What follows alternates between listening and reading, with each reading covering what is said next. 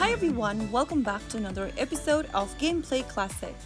In this video, we will be learning how to enable notification on NYT games. To enable notifications on NYT games, first of all open up your NYT games application on your mobile device and make sure that you're logged into your account.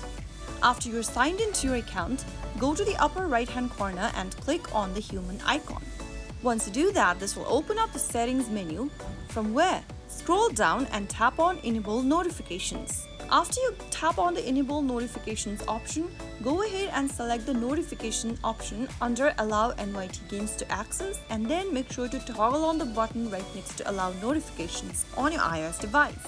After you toggle on this button, you will now receive push notifications from the app on your mobile device. So that is how it's easily done.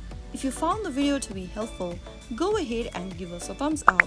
Don't forget to subscribe to our channel by hitting the subscribe button. Press the bell icon so that you'll never miss another upcoming upload from us.